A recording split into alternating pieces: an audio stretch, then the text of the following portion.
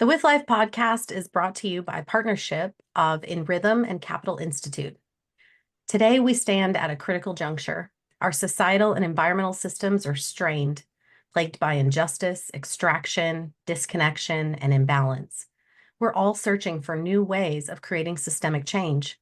The With Life approach offers a new path forward. With Life is an approach to organizing that holds the patterns of living systems at its foundation. It empowers each of us to reconnect, regenerate, and heal.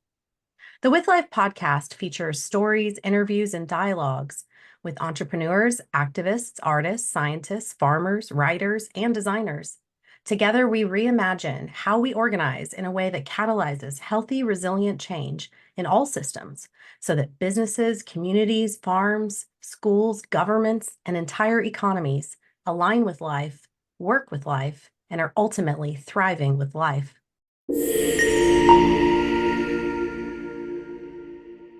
John, thanks so much for being here. I'm excited to talk with you today. Oh, it's great to be here. Thanks, Natalie. Look forward to it. Can you start by telling us about your background and how you ended up founding Capital Institute? Sure. So the short story is I went to work on Wall Street right out of college. Somewhat naive about what Wall Street was. I actually was inspired by a course in college about how international economics was going to displace international relations or international politics in the course of international relations. And so I switched my major to economics and decided getting a job at the most prestigious bank I could would be a good way to start my career.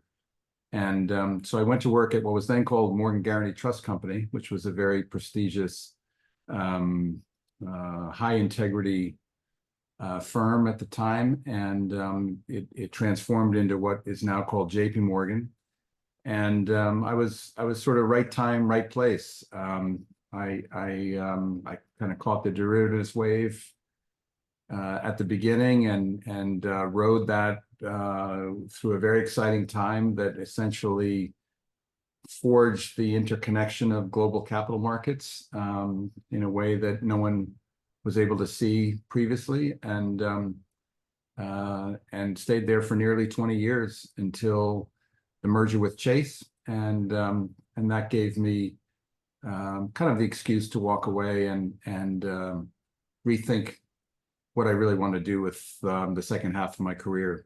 I was only 41 when I left, and I always like to say I left before the financial crisis in 2001. So please don't blame that on me. But I really knew nothing about what we now call the poly crisis when I left. I didn't understand the ecological crises. I didn't know about environmental issues. But I had an instinct that there was something deeply flawed about finance and about the capitalist system. And I'd actually begun to explore and experiment with what we now call impact investing all the way back in 1997 while still at Morgan. So that's my story. So you left Wall Street and then you ended up founding Capital Institute. Can you tell us a little bit more about what Capital Institute does or what it is? Sure. So the first thing to say is there was a nearly 10-year gap between when I left JP Morgan and when I founded Capital Institute. And during that time, the first thing that I experienced was actually seeing and viscerally experiencing 9/11 up close and personal. And that really pushed me into what I tend to refer to as my deep think period, where I started reading books voraciously in a way that I'd never done before and trying to essentially figure out what the hell was going on in the world. And it was in that period that I discovered the environmental crisis. I read Limits to Growth. I discovered there was a thing called complexity science, and was in a sense dabbling with various entrepreneurial projects and impact investing, but really very much in a search for what I wanted to do with my life. And it was a tough, difficult period. It was only with the financial crisis in 2008 and into 2009 that I guess gave me the courage to to put out a shingle and begin to really seriously create a space to ask about these very big systemic questions.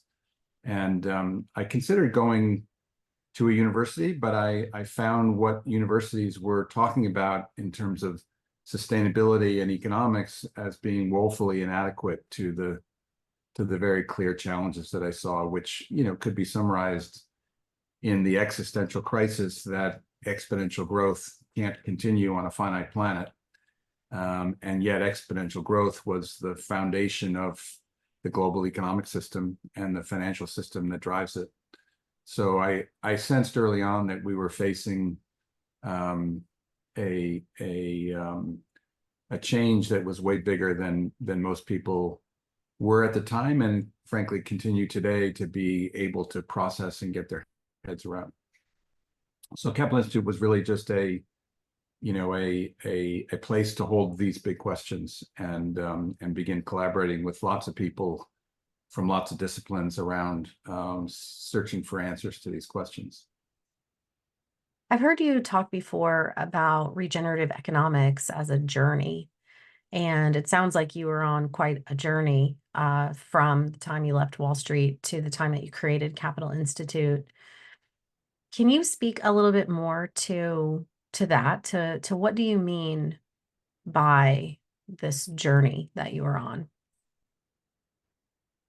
Yeah, so I mean, for sure, I'm on a personal level have been on and continue to be on a journey. It's a search, really, and it feels like, you know, peeling back layers of an onion, and every time you peel back a layer, there's another layer confronting you, and I think that speaks to how radical this shift is that we are being forced to confront.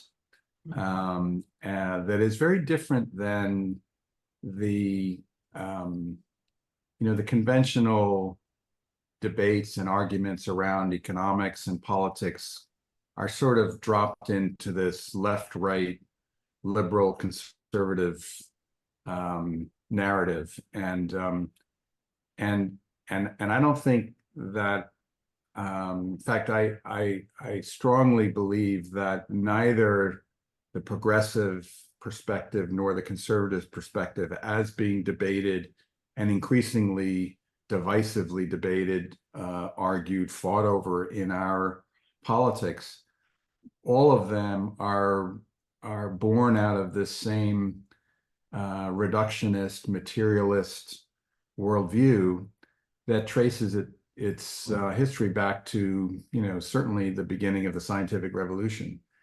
And both of these perspectives have validity if argued with integrity, but both of them are inadequate to deal with the challenges facing humanity and life on this planet at this moment. So anyone who thinks that they're going to come up with an answer to this, you know, and throw out a formula or throw out a white paper and solve it hasn't thought about it deeply enough. And so I think my own journey in this search is a rest of our lifetime challenge. And we're, in a sense, feeling our way through the fog in a way that you know, one has to kind of get comfortable in the not knowing, and in the likelihood, not just possibility, that we won't actually see the answer emerge in front of us, but it's more of a process of searching and trying and participating in this evolutionary process, which actually is the process of life itself. So we go from being the master to figure stuff out to a much more humble participant in a process that is perhaps unknowable. And that's not the way we humans have been trained to think. It's very disconcerting. And interestingly, I found that it is very, very threatening to most people. And for some reason, I haven't found it threatening. I can't say I find it comfortable, but I haven't found it threatening. If anything, I've found it intriguing and an attractor. So I'm at the point where I think about it, pretty much my entire waking life is thinking about and looking at things through this paradigm shift lens.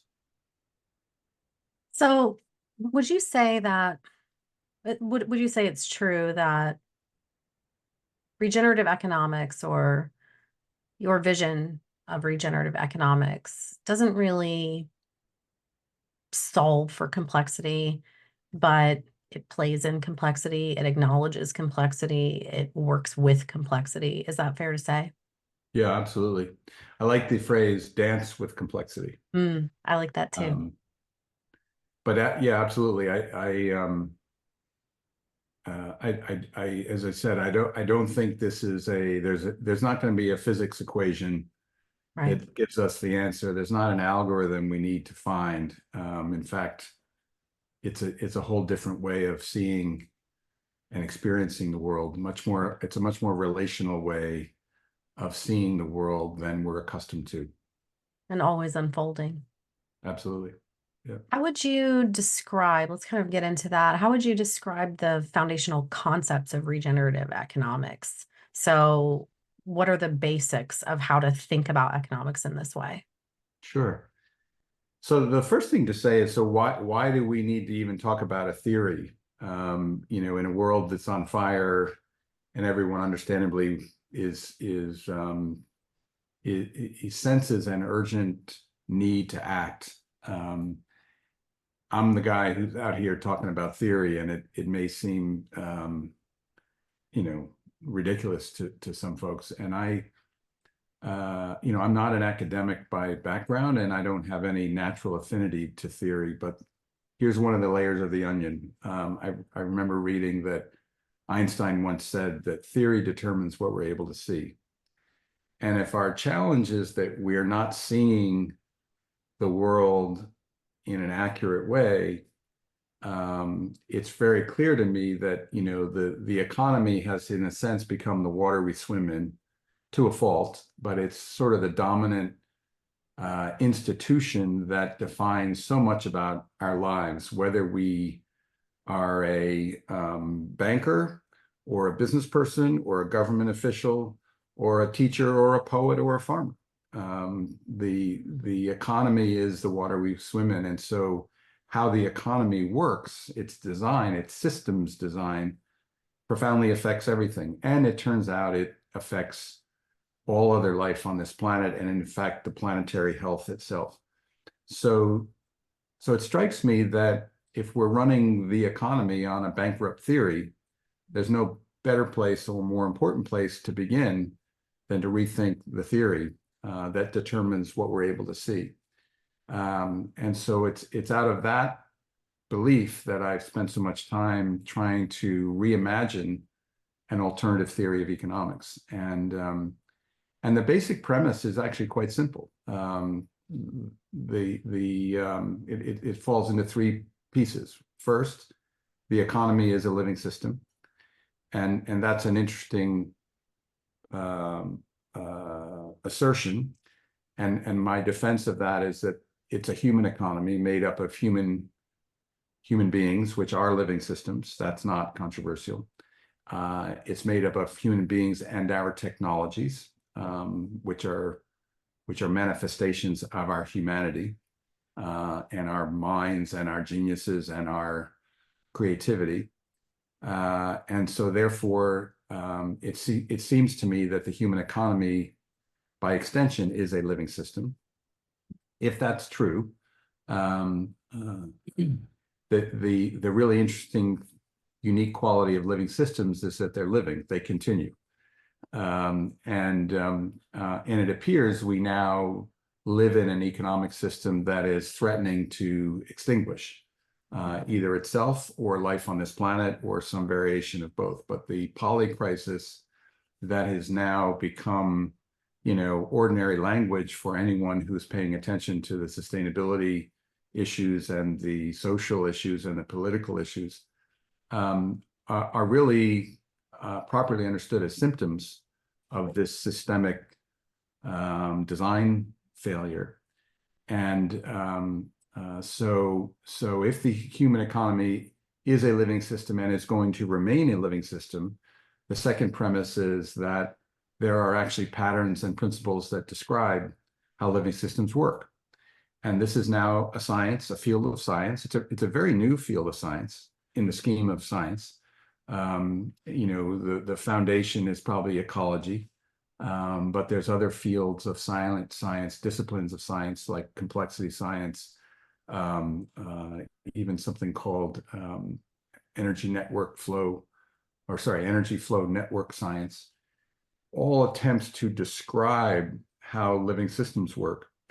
And there's, increasing consensus that we understand how living systems work. So the second premise is there are patterns and principles that describe how life works. There aren't formulas. These are more tendencies toward behavior. They're patterns we recognize. And then the third premise is if the human economy is to remain not only a living system, but a healthy, vibrant, prosperous system, it too will need to follow these same patterns and principles that describe how all living systems in the world actually behave. And I don't think that's controversial if one accepts that the human economy is a living system, or someone's going to need to make the case why all living systems behave in a certain way, and the only exception to that rule is the human economy.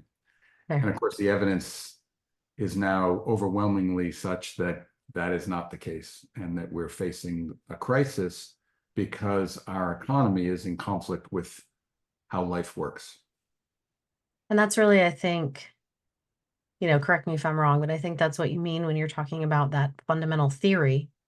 That theory is let's align economy with life because it is an expression of life. Yeah, that's the hypothesis for sure. Sure. And if one diagnoses and interrogates the history of what in economics is called neoclassical economics, which is a big word that essentially just describes mainstream economics, whether it's the progressive liberal end or the conservative, even neoliberal, which is a confusing term, the kind of Reagan, Thatcher, Sure. free market extreme version of neoclassical economics. No matter where one is on the spectrum, the most socialist social democracies in Europe or the most extreme neoliberal economies typically that exist in the United States, all of these are built on the theory of neoclassical economics, and all of them are bankrupt because all of them are in conflict with the patterns and principles of how life works. So again, this is not a political debate left-right. This is a call to transcend the current divisiveness, left-right divisiveness that we're experiencing, which I would say is rooted in the failures of our economic system at its heart. So from this theory or this view of economics, you have developed 8 principles for regenerative vitality. Are those principles that align with how living systems work, and how does that fit in? Can you tell us a little bit more about that? Sure. So, the first layer and the most important layer is a distinction between this concept of holism or holistic thinking and reductionism or reductionist thinking. And there's an awful lot we could say about that, Sure. but simplified, reductionism is the method that is responsible for the great progress of the scientific revolution. We learned that we could figure stuff out using our own brains. But a way to think about the reductionist method is that it's really good at figuring out how to make stuff like technologies, like iPhones, like rocket ships, like automobiles, like airplanes, where there's a solution. There's a context that can be held constant, like in a factory, you have a manufacturing process, and there's an optimal design, and there's an optimal way to make things efficiently. And that is, that is at the heart of so much of our progress, from discovering diseases and cures for diseases in healthcare to, designing rocket ships that could put a man or a woman on the moon. But it turns out that this reductionist method is fails when it needs to deal with complexity. And so there's a difference between things that are complicated, like a rocket ship, and things that are complex, like like the human body, like a family, like a community, like the United Nations, like a corporation, like a startup, like a farm. In fact, most things that we actually have to manage are complex. Sure. And yet, because of the success of this reductionist method, which is what we refer to as the scientific method, test a variable, hold everything constant, and test one variable and see if you can optimize the outcome. In life, you can't hold things constant. The context in real life, in living systems, is always changing, from the weather to, the relationships that exist around anything that we try to manage. And yet we deploy this reductionist approach to try to manage things. So we think about managing the global economy as if it's a machine. We think about managing corporations as if they're machines. We seek to optimize productivity. And before you know it, the employees of a corporation are cogs in a machine and treated like crap, when in fact the human beings in an organization are the life of the organization. They're the part of the organization that's actually living. And so it's this confusion about the distinction between complexity, which is why complexity science is so critical, which most of us have not been trained in. I didn't know until I started my book reading phase that there was such a thing as complexity science. And you can get a PhD in complexity science at MIT. Well, now that's less of a surprise today than it was when I discovered it, but it's still very new. And I would hasten to guess that most government policymakers, government officials, leaders, business leaders have never studied complexity science. They may have heard of it, but they've probably never studied it. And it's an entirely different way of thinking. And it requires us to let go of predictions and known outcomes. And it requires us to loosen up our grip on our KPIs that we think are going to deliver the outcomes we're striving for. So it undermines the way we think about pretty much everything we do in the economy. And of course, economists, their primary task, it seems, traditional economists, is to figure out how to predict the future of the economy. Right. And what this suggests is that that's a fool's errand. It doesn't mean you shouldn't develop models and try, but you better hold those models very lightly and assume they're wrong and monitor to figure out why they're wrong, rather than compete with each other to find who's got the best model, and then bet, government policy on the outcome or the expected outcome of a model and continually get ourselves surprised. Mm-hmm. So it's a very humbling moment for humanity to recognize that we can't actually control what we think we can, and that we're a part of this process of life. We're not in charge of this process of life. And again, the roots of this go right back to the beginning of the scientific revolution, and even earlier than that, to be honest. But certainly the beginning of the scientific revolution, which was about taking control away from the church, because we could control our own destiny. We had our own agency because we could think.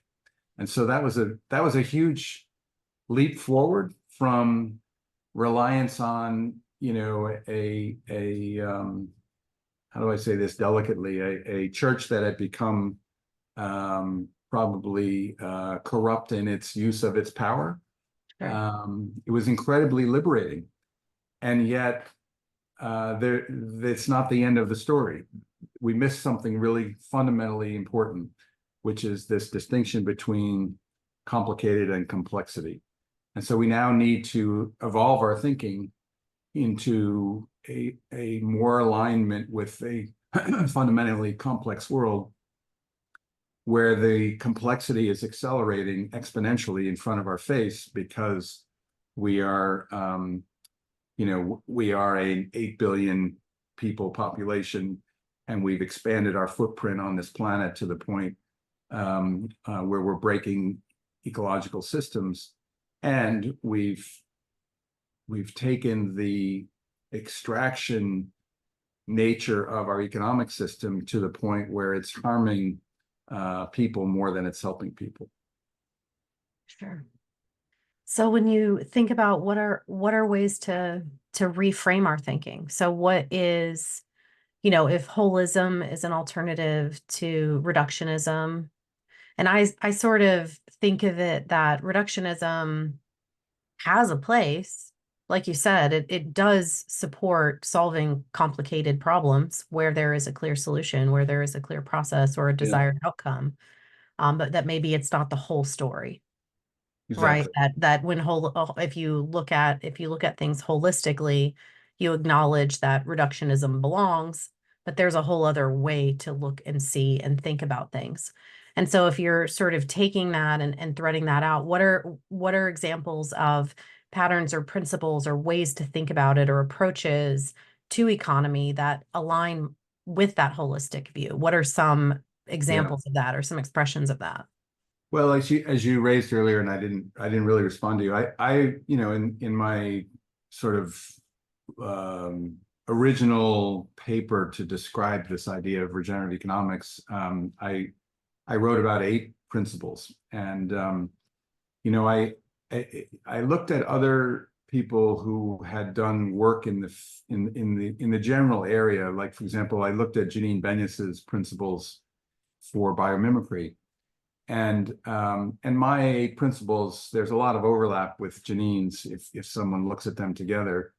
But she was, what I found interesting is that the context that you're addressing will, in a sense, shift. Well, let me say one thing first. There's no way to describe the complexity of life in 8 principles or any other number of principles. Sure. So you have to make choices, and you have to prioritize and emphasize things over other things. And so, for example, in Janine's work, she's very much focused, or at least she was when she wrote biomimicry a long time ago, on the kind of material design and product design aspect of human creativity. So she was, there was a lot about why a train is shaped like a bird's beak, because birds' beaks are designed to be very, aerodynamic and not create a lot of air turbulence. And material design, there's big emphasis on green chemistry. But since I was in a sense more interested in the macro system than the product and material design, I had to go to a higher level of generalization, which is a danger because it risks becoming a higher level of abstraction. So in trying to find this balance between using our reductionist thinking to reduce the complexity to as few a number of qualities that we can get our heads around, while at the same time keeping it specific enough to be useful. Because if I said to you simply, well, a regenerative economy means a life economy, the conversation would kind of end pretty quickly. Right. So the 8 principles I talk about, I'll just mention a couple. Like, probably if you force me to say which one's most important, I'd probably pick what I call in-right relationship, which is a Quaker term that I'm borrowing. It was the title of a colleague, Peter Brown's book, but it refers to this idea that everything is not only connected, but interdependent, and that there is a symbiotic relationship at a systemic level between the different components of a system. So, for example, there's a symbiotic relationship between our cardiovascular system and our brains and our lungs and our muscular system. All of these systems need to work in right relationship with each other for us to be healthy human beings. And the key point of this is that everything is in relationship with something else, as opposed to everything as a separate part. But going all the way back to, Cartesian logic, we've been taught to focus on the parts. And so, for example, in medicine, we have a specialist who specializes in the bones, and we have another specialist who specializes in our blood circulation, and we have another specialist for our ears, eyes, and ears, nose, and eyes, ears, and throat. I forget, but you get the idea. Nose and throat, I think. Yeah. Yeah. And so we've broken what's inherently complex into parts to specialize in the parts, but we lose track of the whole. So this principle of in-right relationship is foundational. Now, how do I apply that to an economy? Well, I know from personal experience that banking in my time on Wall Street shifted from being fundamentally a relationship activity. We used to refer to ourselves as relationship bankers, to a transactional activity. And transactions are inherently about optimizing deals, irrespective of the relationships. And that shift from relationship banking to transactional banking leads you directly to what happened in the financial crisis, where very profitable transactions that were extractive and fraudulent and destructive to whatever relationships existed between the participants. In fact, we don't even call them clients anymore. We call them counterparties, as if we're in a ring, in a fight, to see who can extract more from the other person. And we did all that, by the way, without consciously seeing that that's what we were doing. We did it to optimize the finance algorithm, which was all about optimizing short-term risk-adjusted return on capital. And so we lost track of this fundamental principle of how life works, which is that it's relational. And, there's 7 other principles that, I could talk about. It would take too long. But the point is that these are all distinct in themselves, but they all go together as a whole and can't actually be separated from each other. Actually, maybe if I can, let me talk about one other one, just to again draw a distinction between this way of seeing the world and the kind of political ideology of left and right. And the principle, again, in my language, there's other ways you could describe it, but in my language, it's empowered participation. And I learned this again from a systems ecologist named Elizabeth Sahtouris. And I can't remember whether it was in her book or a paper she wrote, but she described that living systems demonstrate this quality of empowered participation. And what that means is that, again, the different components of a system are all empowered to participate, which means contribute to the health of the system. So, your eyes are empowered to participate in the health of you, or you can't see. Your feet are empowered to participate in the health of you, or you can't walk. So this is very different than the kind of, call it, inclusive capitalism or inclusive progressive values that I, by the way, would sign up to. But this is not a moral judgment about how we should be. This is a descriptive of how life actually works. So if my feet are not empowered to participate in the circulation of oxygen, that means really bad things for my feet, my poor feet. Someone should take care of my feet. That's a moral statement. But a living system statement is my feet will atrophy and die and I can't walk, and therefore I can't manifest my potential as a human being. So it's actually a system requirement, empowered participation. It's not a moral desire. And I think if we could reframe the divisive political conversations we're having around, well, what's required for systemic health, we wouldn't debate any longer whether extreme inequality getting worse by the year is okay. It's not okay from a systemic health point of view. Forget about the morals and the ethics of it. it's fundamentally in conflict with health, just as, no one would think it's a good idea to cut off their hand, Right. because everything is not only interconnected, but interdependent. So you're really just looking at just fundamentally how life works. And then, yes, using some reductionist thinking to break that down into potential ways to talk about it, right? And then Exactly. seeing what does it look like if we align the systems that we're designing as humans, including our larger economy, with those principles, with the way life actually works. Yeah, Um, exactly. And one of the patterns of how life works is that it's fractal. So things repeat across different scales.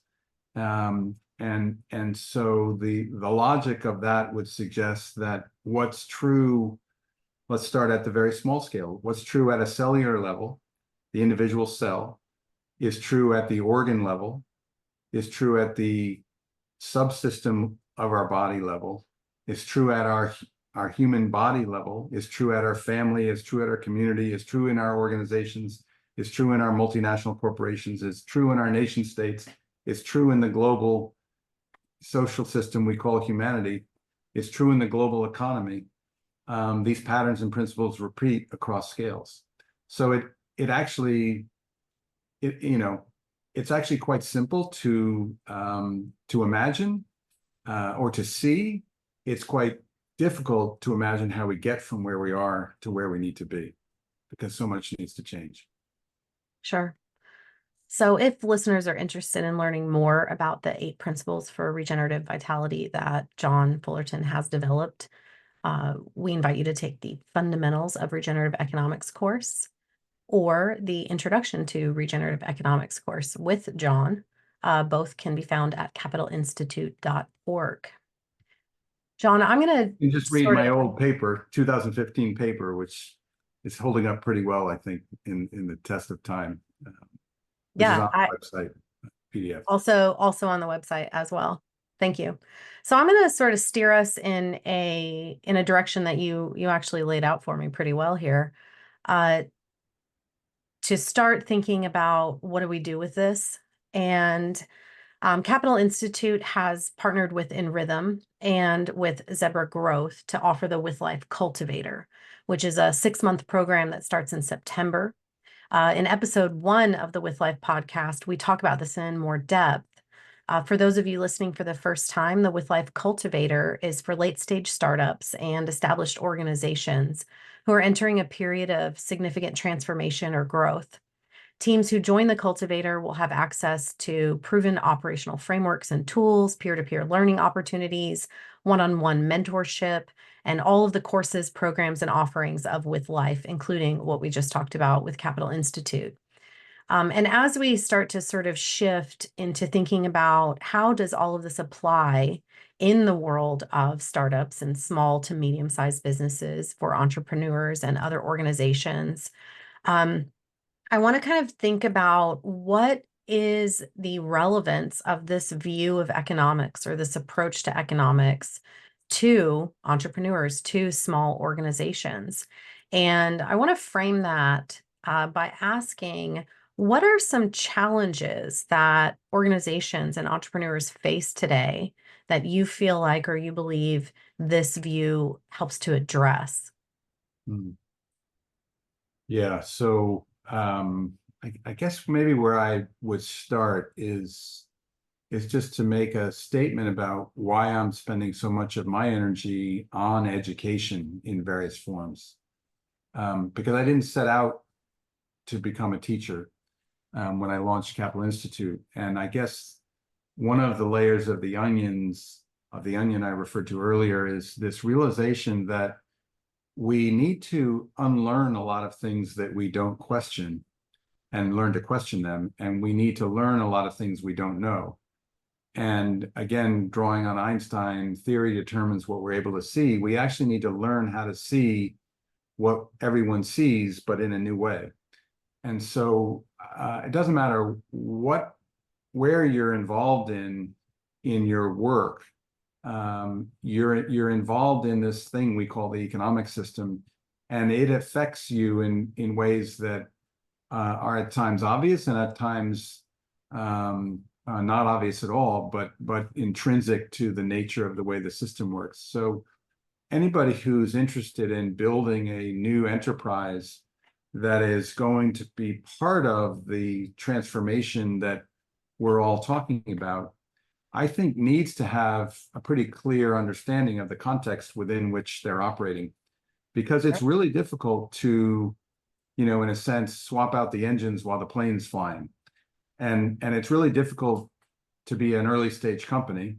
And anyone who's tried it knows real well why that's the case.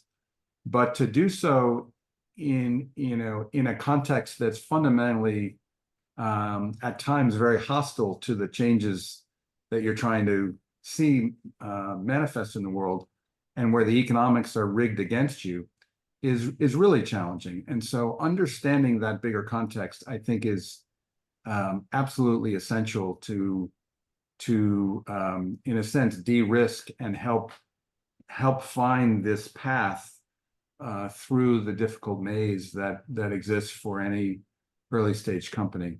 So that to me is the reason to begin with the big picture. But as I said earlier, this idea is, if it's correct, and it's a hypothesis more than a proven theory, obviously. What's proven is that it works in life. What is not yet proven is that we can run an economy in accordance with these principles, because no one's ever tried. But I would argue, and if I were starting a new enterprise, I would absolutely hold these descriptions of how life works close in. It's sort of like always in front of mind, but not driving every decision. It's the context within which decisions need to be made. And the promise of doing that is that we will identify opportunities that others will miss. The secret, the secret juice of the regenerative paradigm is that it unlocks potential. And potential, by definition, is unknowable in advance. And so, if maybe another way of saying it is, you'll figure out how to create good luck for yourself, or you'll figure out how to create an organization that is, to use the phrase I love, anti-fragile. In a highly brittle world, you'll create something that actually benefits from the chaos, if you will. But I think most entrepreneurs, if they're honest with themselves, would have to agree that luck and timing plays an important role in any successful enterprise. And I think we can create conditions to create luck for ourselves, to create unexpected positives that end up being fundamentally and profoundly important to our progress. And maybe one other thing I'd say, I'll draw on another one of the principles. I describe it as, in fact, when I first wrote about this, I used simply the phrase entrepreneurial, but a scientific, in other words, life is entrepreneurial. And I was trying to connect it to the economy. The more accurate scientific description really would be that our innovation is adaptive and responsive. So we need innovation. In fact, given the change we've entered into, the period of change we've entered into, I would argue innovation has never been more important. But innovation has sort of gotten a bad name, because so much of our innovation is doing dumb stuff that makes money, that makes life more convenient to consume more stuff. And the way life works is it innovates in response to threats to its survival. It adapts to changing contexts. So we actually need innovation to be responsive and adaptive to the polycrisis. And that's a different kind of innovation than, what app will create the quickest exit for me and my investors. It's just a fundamentally different way of thinking about innovation. So I again think that drawing on the description of how life works can be used in a sense as a compass or a North Star to how we design our business objectives and how we run our organizations as living systems themselves. That's beautiful, John. Um, Thinking about entrepreneurs or organizational leaders who want to join this conversation, who want to join this community and learn more about this approach. Um, is there ever a time when it's too late? Like, is there a best time to incorporate these principles or this view into your organization? Or is there a moment when it's just no turning back and it's too late to try? It's a great question.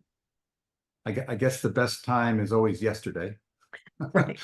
And I do think you raise a really hard question. You know, is it too late if you're a big multinational corporation to become a regenerative enterprise? And I'm gonna draw on an example that'll be controversial, but it highlights, I think, the steps necessary.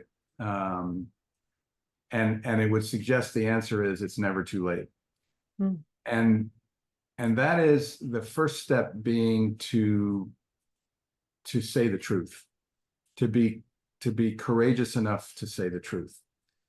And the example I'm referring to is a cigarette company. And cigarette companies are kind of, you know, public enemy number one to anyone who thinks about sustainability for obvious reasons. And they have a history of horrible deceit. And, you know, we all can remember the photograph of the CEOs, all late middle-aged white men with suits with their hands raised in front of Congress and essentially arguing that smoking doesn't cause cancer. But there's a company called Philip Morris International, which is the international arm of Philip Morris that was separated from Altria, whatever it's called. And their CEO had the courage to literally say in public, probably 6 or 7 years ago now, our products kill people. Wow. And we're going to change that. And I'm not going to defend that everything they've done ever since is perfect.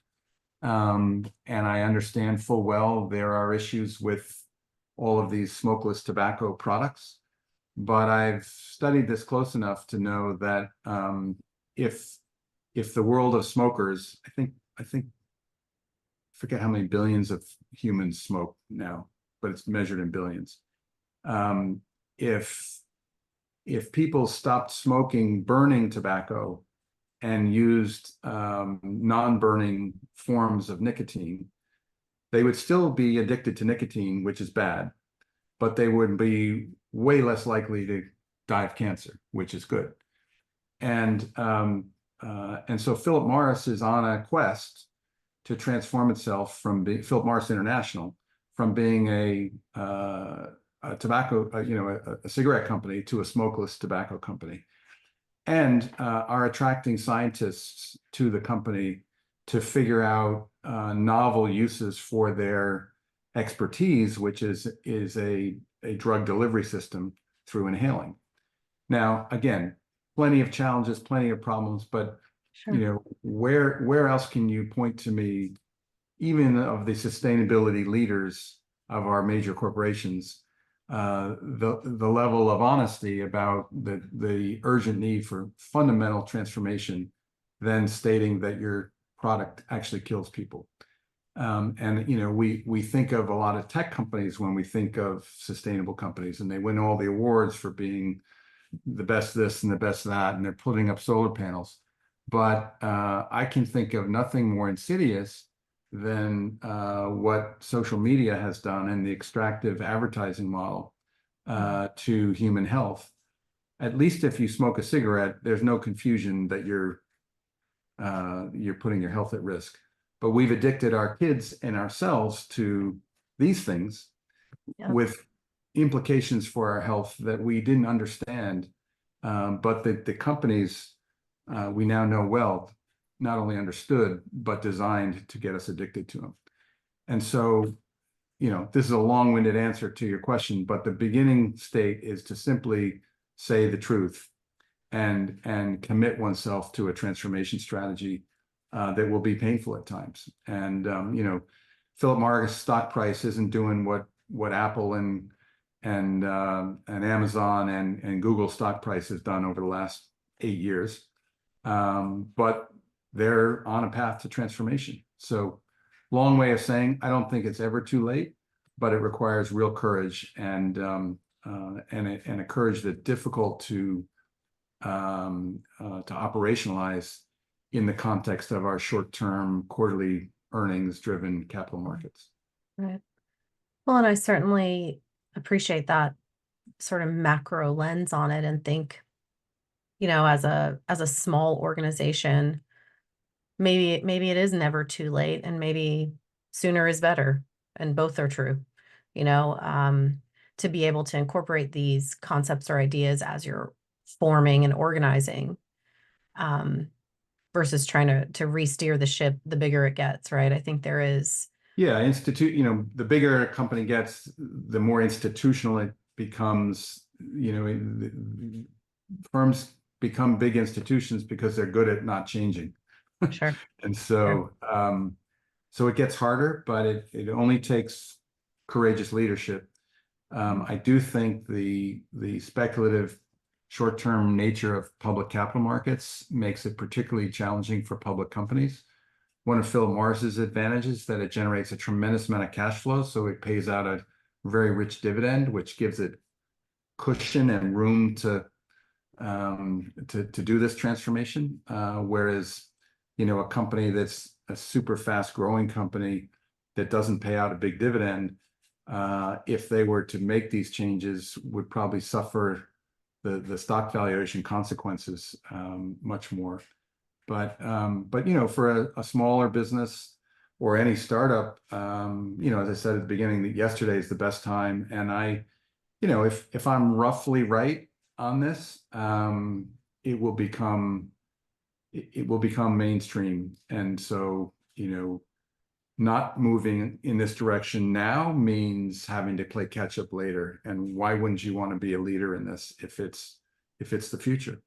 And if I'm wrong, I'm afraid the main reason I'm wrong is because the entire system will actually not change and will go into a collapse that is too painful to frankly contemplate. Sure.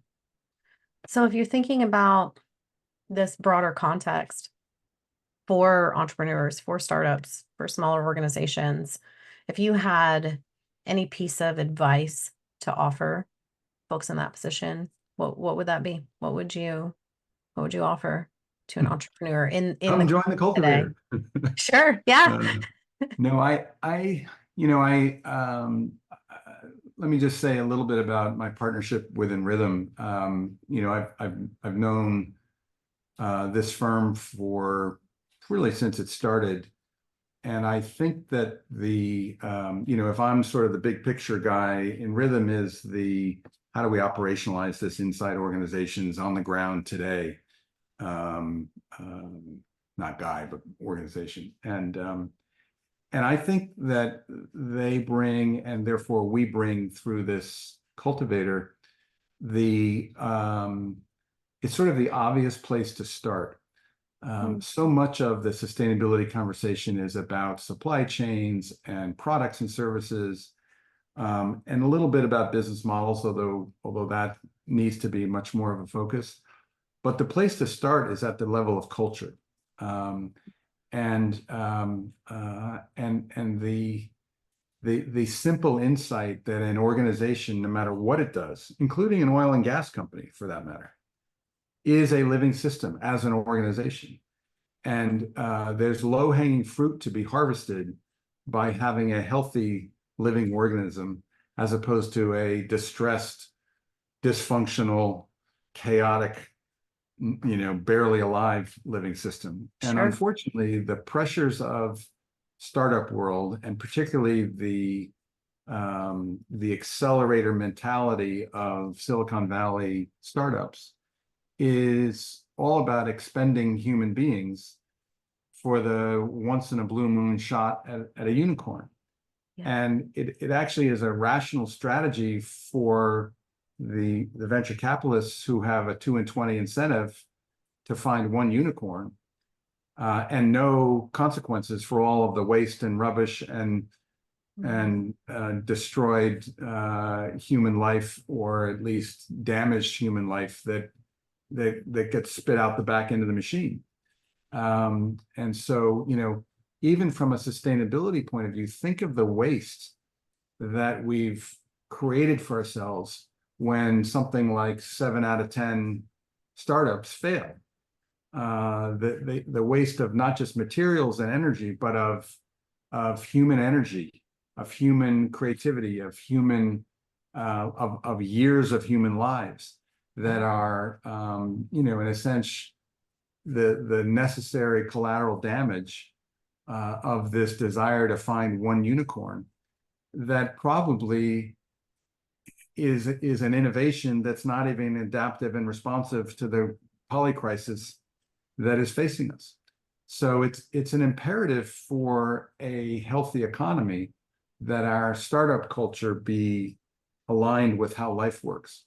And I think the opportunity for organizations is that there's, as I said, if you begin with culture, if you begin by creating a healthy, vibrant organism, good things happen as a result of that. And that's everyone always asks me, so what's the business case? Where are the metrics? How do you monetize this? Well, if people actually want to come to work and are inspired and can show up as their true self, chances are they're going to be more quote productive than if they're treated like a cog in a machine, which unfortunately has become the base case now for so many organizations.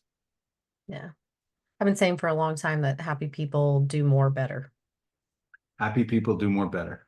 Can I steal that quote? Sure. Sure.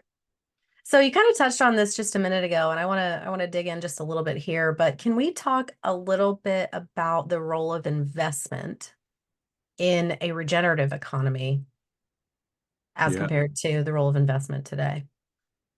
So there's a big topic. That's a whole course. Right. So, 5 minutes. Yeah. So as an investor and as someone who is a product of the beast, the finance algorithm beast, I do think it is certainly one of, if not the primary obstacle to success in transforming the economy to a healthy living system. And it's literally because we've designed the finance algorithm to do exactly what it's doing. The system is designed to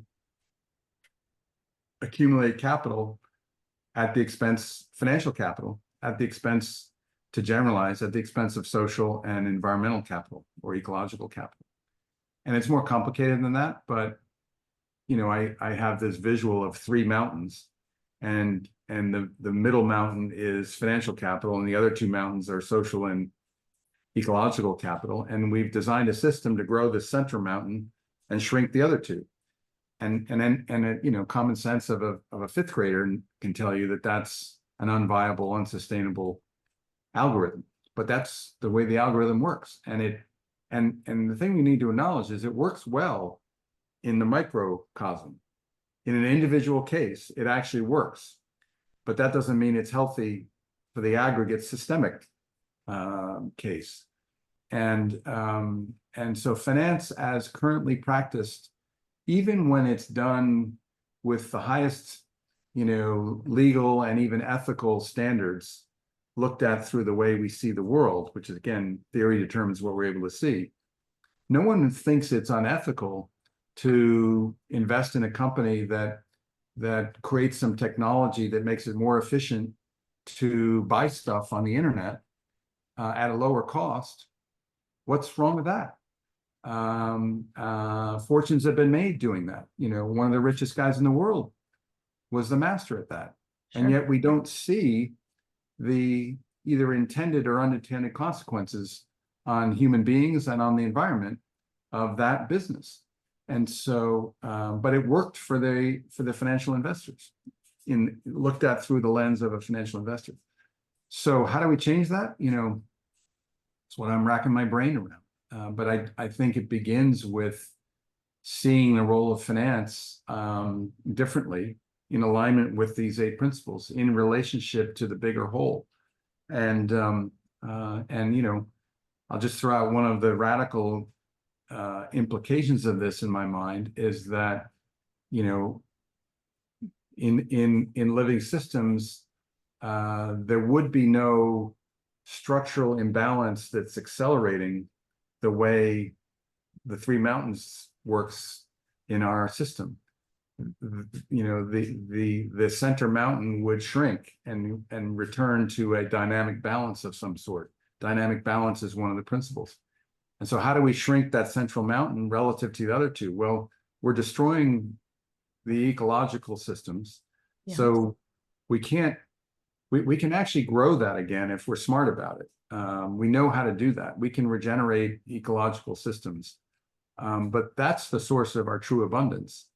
So we need to do that. But we probably need to, I use the word now, compost financial capital on a scale that no one's even talking about in order to transition from this broken system to a healthy system. And once we get to the healthy system, then the accumulation of financial capital can continue on, but in balance with the other two.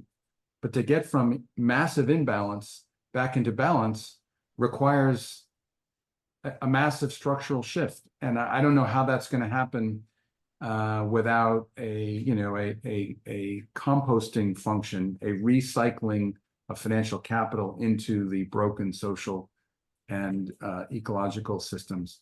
And I don't mean traditional philanthropy when I say that. It's much more complex than that, and something we're studying and we talk about in the regenerative investment course. It's not as simple as philanthropy versus investment. It's more about a holistic approach to how financial capital is deployed and for what purpose. It's a much more holistic, integral way of thinking about investment. And it'll require us not doing some things that are obviously blatantly extractive and degenerative. Sure. So you yourself are an investor. And as an investor, what are you looking for when you invest in an organization? What are some criteria you hold, or how is your view sort of different from a traditional investor? Well, I have I spent a lot of time focusing on food systems, and so there's a huge, trying to think of how to say this concisely. I generally the main thing I've done is I've flipped this optimize risk-adjusted return as the objective. I flipped that into a constraint. And what I mean by that is that, I have some capital, financial capital. I don't have so much that it doesn't matter what I earn on it. And I've given up my livelihood, if you will, on Wall Street in order to do the work I do. And part of the way I can do that is it's subsidized by the surplus I've created from my Wall Street life. So I'm a part of the problem, which is that I need to earn return on my financial capital in order to do what I'm doing in the world. But I've flipped it so that I'm not trying to maximize return on capital. I'm trying to, in aggregate, use some reasonable return as a constraint while I try to, quote, optimize regenerative potential.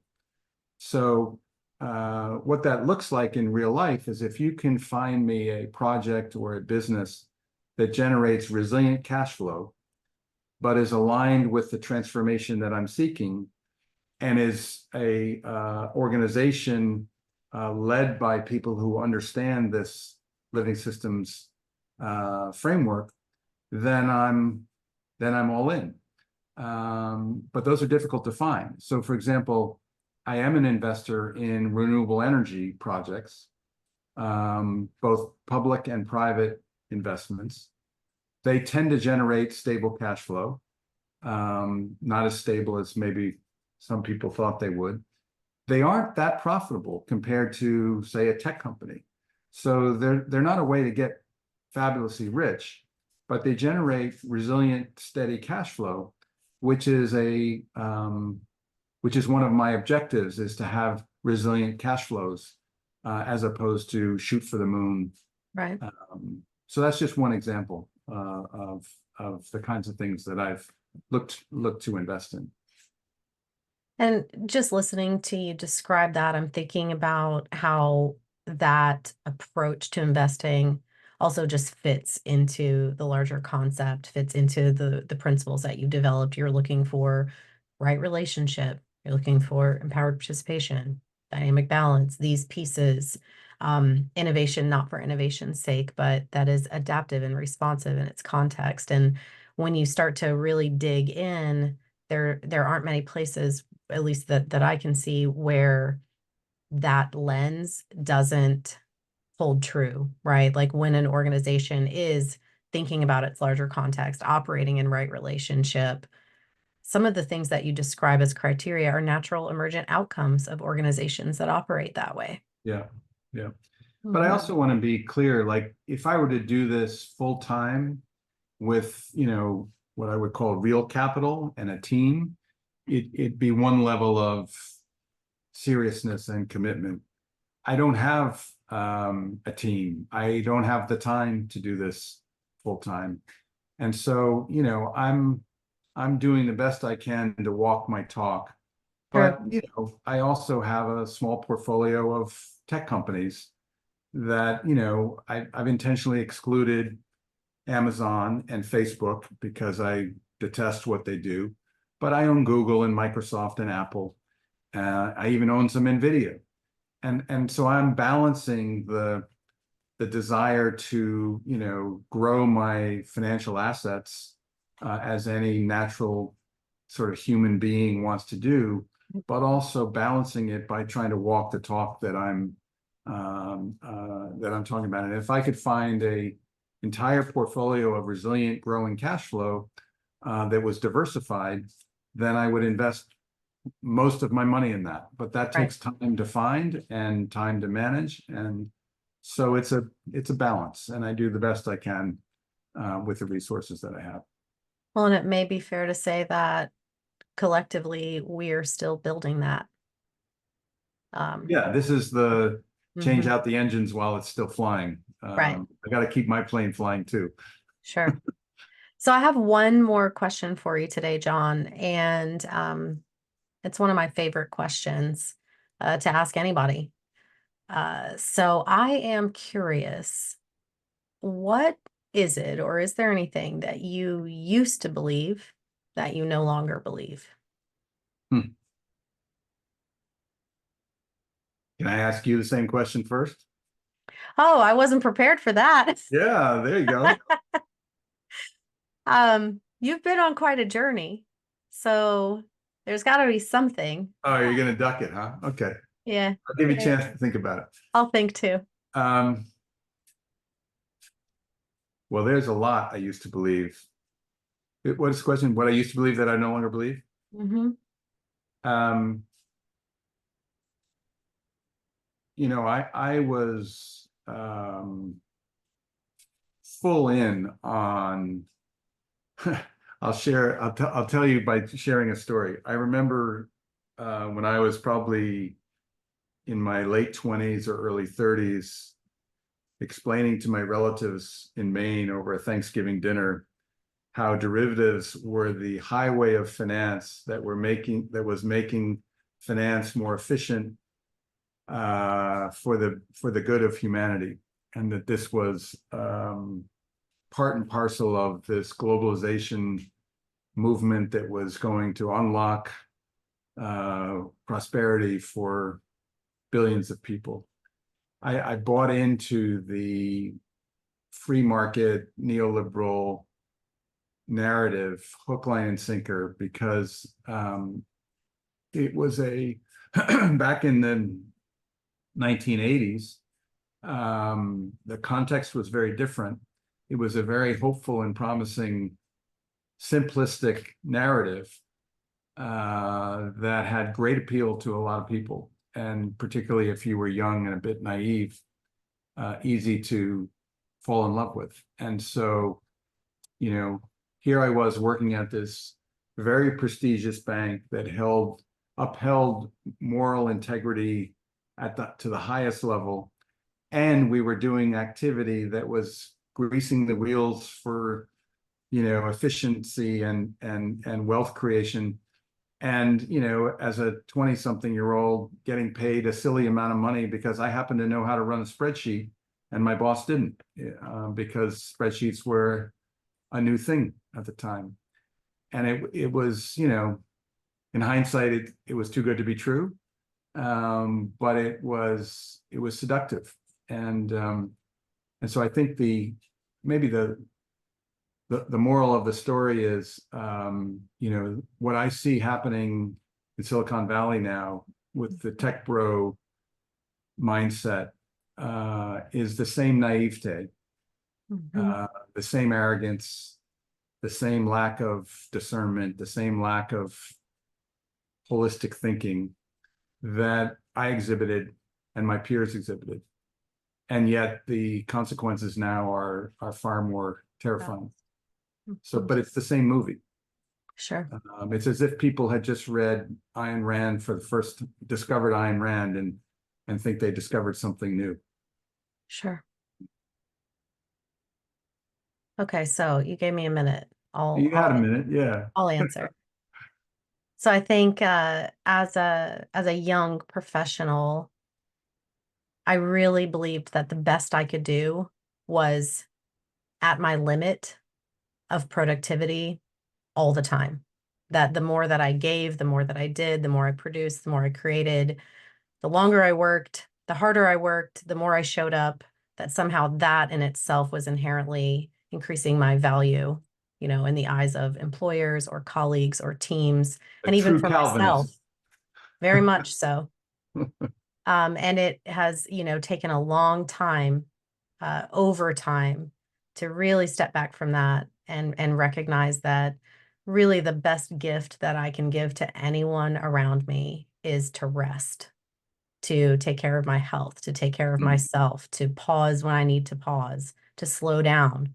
And that in being more focused on what is true capacity and not just pushing the limits of it all the time, I end up with so much more to give. I end up with so much more to offer. So And you're it not just creates, a Chevy V8 engine? yeah, right. So I think it's pulling myself out of that mentality that my value was linked to being a cog in the machine, and my value is linked to doing more. And then I realized that rest and peace creates a happy version, and that happy version actually does more better. Right. Yeah, that's a big shift.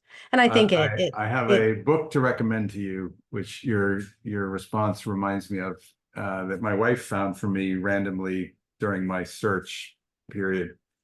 And it's by a Chinese author named Lin Yutang, who supposedly was like one of the bestsellers back in, I think, the 1940s in China.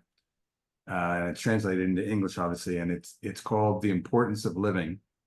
And there's a chapter in it I never forget, has a lot of little chapters, and one of them is called something like The Importance of Being Lazy. Love it. But it is clearly a call for a balanced life as a path to not only happiness, but success and thriving. Sure. Well, that is all the time we have today. John, I just want to thank you so much for joining me, for sharing all your incredible insights. This has been such a great conversation. Well, I've enjoyed it, Natalie. Next time I'll ask you more questions.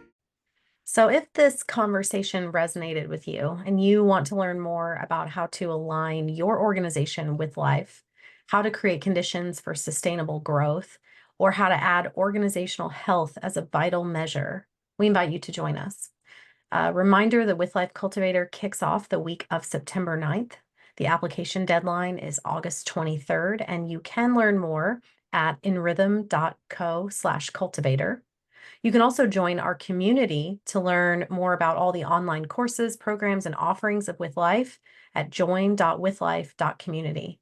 We hope you'll listen to our next episode, where we'll take a deep dive with Trey Cates and Tanya Price on the With Life approach and organizational design.